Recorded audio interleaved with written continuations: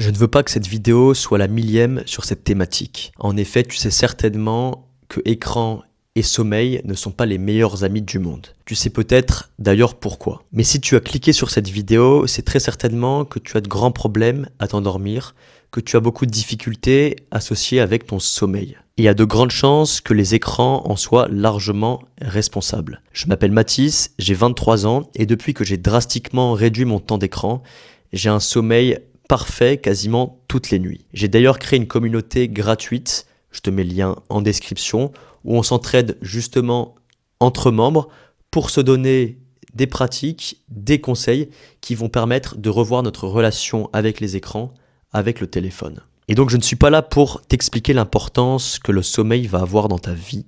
Il y a des gens, des spécialistes qui en parleront bien mieux que moi. En revanche, tu sais très bien à quel point un mauvais sommeil va impacter négativement ta vie. Manque de motivation, changement d'humeur, fatigue, troubles de l'attention et aussi reprise de mauvaises habitudes. Et justement, quelles sont ces mauvaises habitudes ?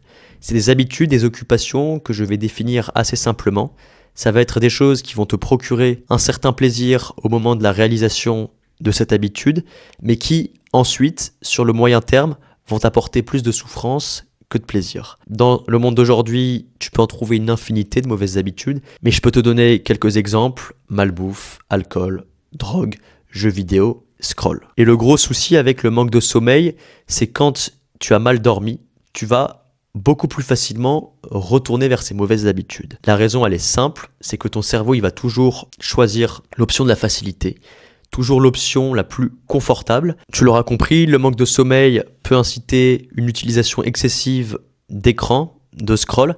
Et le problème avec ça, c'est que le scroll, c'est que l'utilisation compulsive des écrans, elle va aussi impacter négativement ton sommeil, que ce soit à cause des lumières bleues qui vont perturber ton rythme de sommeil, mais aussi avec tout le contenu que tu peux trouver sur ton téléphone, les messages qui vont te préoccuper, le contenu que tu vas retrouver sur les réseaux sociaux qui vont aussi te faire réfléchir et donc rendre ton endormissement beaucoup plus difficile. Ça crée donc un cercle vicieux, manque de sommeil, scroll, et ce qui découle à nouveau sur un sommeil impacté, un sommeil de moins bonne qualité. Et la question que tu vas donc pouvoir te poser assez naturellement, c'est comment donc optimiser, faire en sorte que mon sommeil soit meilleur dans l'ère de la technologie avec tous ces écrans qui sont sans cesse à portée de main. Et je vais donc t'expliquer très concrètement quel protocole je mets en place, un protocole accès écran que je mets en place.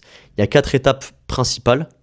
La première, c'est d'éviter à tout prix d'avoir un écran, un téléphone dans ta chambre. C'est la règle la plus importante, mais si tu n'as plus quelque chose dans ton environnement, que tu n'as plus à portée de main, eh bien ça va être beaucoup plus simple d'atténuer le désir pour cet écran, pour cette source de distraction. Ça va être en fait de créer une friction suffisamment grande pour enlever de ta pensée la volonté, le désir, le besoin d'aller sur un écran. Et donc concrètement, qu'est-ce que tu peux faire ? Tu as très certainement besoin d'un réveil pour aller en cours, pour aller au travail le matin. Eh bien la chose la plus simple que je peux te conseiller de faire, c'est tout simplement d'acheter un réveil analogique, un réveil électronique, tu l'appelles comme tu veux. En tout cas, sache que tu peux en trouver absolument partout, dans des magasins, dans des commerces, sur internet. Ça va être peut-être la chose qui va être la plus bénéfique pour ton sommeil, mais achète un réveil analogique pour ne plus avoir ton téléphone dans ta chambre. Et fais en sorte d'avoir ce téléphone, cet écran dans une autre pièce et de faire en sorte que cet appareil soit le plus caché, le plus hors de portée possible pour, au moment du réveil, ne pas directement aller dessus. La deuxième chose, pas d'écran 1 heure avant de dormir. J'inclus dans ce conseil tous les écrans, c'est aussi bien le téléphone que l'ordinateur que la télé. Et c'est vrai que ça peut être difficile, surtout si tu vis avec tes parents, si tu vis avec d'autres personnes qui vont avoir tendance à regarder des films, à regarder la télévision avant de dormir. Mais essaye de faire en sorte de peut-être t'isoler 1 heure avant de dormir ou alors de regarder des films plus tôt si c'est vraiment quelque chose qui est important pour toi. Et donc l'idée, ça va être de trouver d'autres occupations en dehors des écrans qui vont remplacer justement l'utilisation de ton téléphone sur cette dernière heure éveillée. Il y a plein de choses que tu peux mettre en place. Idéalement, ça va être des activités qui vont te permettre de mettre ton cerveau en mode veille et de progressivement te rapprocher du sommeil, de l'endormissement. Tu peux penser à la lecture, peut-être évite l'actualité ou tous les sujets qui peuvent être un petit peu source de tension. Tu peux aussi écrire, ça peut être de la gratitude où tu vas justement te remémorer les bons souvenirs, les bonnes choses qui te sont arrivées sur la dernière journée, sur les derniers jours. Ça peut aussi être des exercices de respiration. Il y a énormément de choses que tu peux mettre en place qui peuvent remplacer ton téléphone sur cette dernière heure avant de te coucher. Et justement, une des très rares insomnies que je fais chaque an a eu lieu il y a quelques jours. C'était une soirée où j'ai écouté un podcast avant de dormir et en même temps que d'écouter ce podcast, j'écrivais, je prenais des notes sur mon ordinateur. Et c'est assez avéré être une grosse erreur. J'ai absolument galéré à m'endormir et ça a créé une insomnie. Quelque chose qui m'arrive très rarement parce que je pense que j'ai des habitudes qui sont assez solides, une routine anti-écran assez solide avant de me coucher, mais aussi au moment du réveil. C'est là le troisième conseil que je veux te donner. Ne pas utiliser de téléphone au réveil. La qualité de ton sommeil, elle ne dépend pas essentiellement de ta nuit et de ce que tu as fait la veille.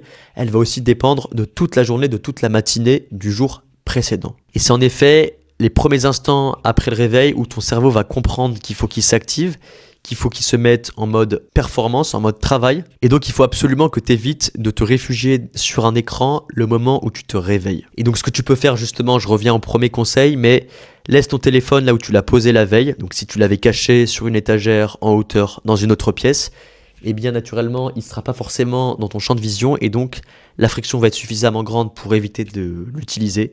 Essaye de le garder dans cet endroit le plus longtemps possible. Idéalement, ça peut être une heure après ton réveil, d'essayer d'éviter les écrans. Et en réalité, c'est totalement faisable, c'est totalement envisageable. Il te suffit de penser à la routine que tu vas avoir avant d'aller en cours, avant d'aller au travail. Il y a plein de choses que tu peux faire, des choses utiles, des choses indispensables, mais qui vont être en dehors des écrans. Que ce soit de prendre une douche, de se préparer, de préparer ton petit déjeuner. Ça peut être de prendre la lumière du jour pour expliquer, pour signifier à ton cerveau qu'il est le temps de se réveiller. Il y a plein de choses, plein d'activités que tu peux mettre en place le matin qui soient en dehors des écrans. Enfin, utilise un bloqueur d'application si c'est vraiment trop difficile de te restreindre d'utiliser ton téléphone, d'utiliser un écran. J'en parle souvent dans mes vidéos, mais l'application Opal, qui est gratuite, est absolument essentiel dans mon combat contre mon addiction aux écrans, aux réseaux sociaux.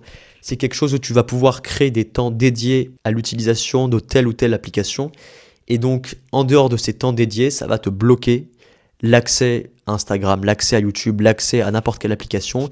Et si tu veux justement créer une pause et aller sur ce réseau social, sur cette application, il va avoir des temps de 15-20 secondes où ça va justement te faire réfléchir à 2 fois avant d'utiliser telle ou telle application. C'était les 4 conseils autour des écrans que tu peux mettre en place pour faciliter ton endormissement et avoir un sommeil de meilleure qualité. Il y a d'autres conseils, bien évidemment, qui vont te permettre d'avoir un sommeil plus qualitatif, qui ne sont pas forcément une routine anti-écran, je t'en donne quelques-uns au passage, mais de réduire la luminosité dans ta chambre, dans ton environnement, le plus possible avant de t'endormir, d'avoir le moins de lumière possible. Ça va être d'avoir des heures de coucher et de lever qui sont les plus régulières possibles. On parle souvent de la fenêtre de 15-20 minutes sur chaque soirée où tu vas te coucher et d'essayer de te fixer à ça le plus souvent, le plus régulièrement possible pour avoir un sommeil qui soit fluide, qui soit consistant. Ça va être aussi de limiter le bruit, d'avoir une température ambiante. Bref, tous ces conseils, c'est pas dans la thématique de la vidéo. Mais ce qu'il faut que tu comprennes, c'est que ces 4 conseils principaux que je t'ai donnés, ce protocole de sommeil axé sur les écrans, il va être très utile, très efficace. C'est le cas pour moi. Je dis pas que ça va être absolument salvateur pour toi, mais au moins tu peux essayer. Tu as les clés en main pour mettre en place ce genre d'habitude et pour transformer durablement la qualité de ton sommeil. Je dis pas que ça va forcément marcher, mais adapte-le.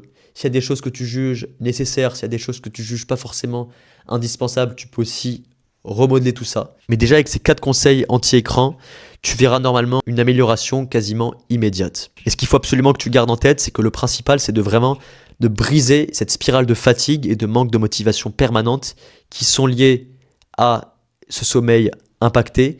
Et ce sommeil impacté, comme je te l'ai expliqué, qui découle souvent d'une utilisation excessive des écrans de ton téléphone avant de te coucher. Et je termine avec la communauté que j'ai créée qui est gratuite. L'idée, c'est vraiment d'aller au-delà des écrans, d'apprendre aussi à reconnecter avec toi, de reconnecter avec les autres et avec le réel. C'est pour ça qu'entre membres de la communauté, on partage des conseils, des bonnes pratiques, on échange, on s'entraide. Si tu hésites encore, la communauté est gratuite.